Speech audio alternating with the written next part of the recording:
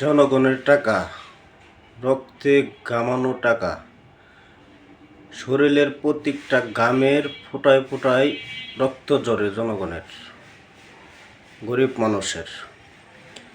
সেই টাকা মাইরা নিয়া গালি দিলে মুখ হইব খারাপ। সেই টাকা মাইরা নিয়া ফিউচার হল পালায়ে গেছে। আপনারা সবাই যার যার জায়গা থেকে যারা যারা ফিউচার হলের সাথে সংযুক্ত আছেন, একজনের মাধ্যমে সবাই একত্র হন। ওদের মতো বাংলাদেশের ভিতরে যত বাটপার আছে, এদিন চিনিয়া বসে আছে, ওদেরকে শিক্ষা না দিলে ওরা ঠিক হবে না। এভাবে প্রতারণা করে দেবে মানুষের সাথে। ওরা মনে করে কি ওরার বাপের টাকা নিতে আছে, ওরার বাপের টাকা নিয়ে এভাবে প্রতারণা করে।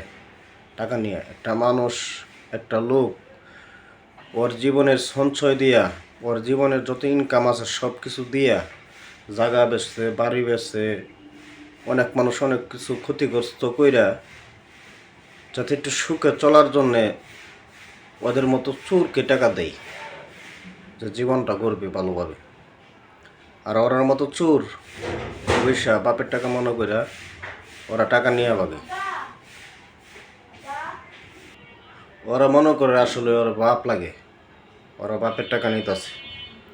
টাকা কামাই করতে কতটুকু যে যাতা, কতটুকু কষ্ট ওরা বুঝবে না তো। ওরা এসির নিচে পয়সা থাকে কত বইয়ের মধ্যে কত রুচি, কতভাবে কথা কয় ওর বাপের টাকাটা নিয়ে ওরা পালাইছে। সবাইকে অনুরোধ করব, সবাই একজনের মাধ্যমে নাম্বারগুলো সবাই সংগ্রহ কইরা সবাই একত্রিত হন।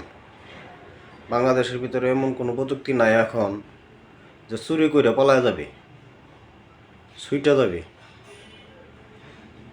ওরা তো আছে সম্ভবত বাংলাদেশেই, ফিউচারাল যে এরা, ওরা বাংলাদেশেই আছে। আপনারা সবাই মিলে একত্র হইয়া ফিউচারালের নামে মামলা করেন। ওই চোর বিদায় করতে হবে দেশ থেকে।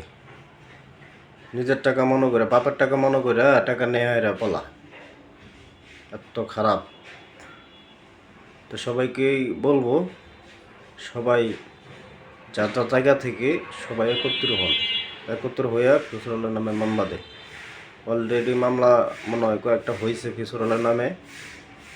আপনারা যারা নিরহ লোক সবাই একসাথে হন, হইয়া ফিউচারালের নামে মামলা করেন।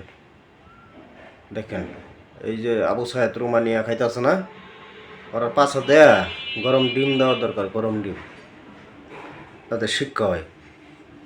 তো সবাই ভালো থাকবেন, সুস্থ থাকবেন। আল্লাহ হাফেজ।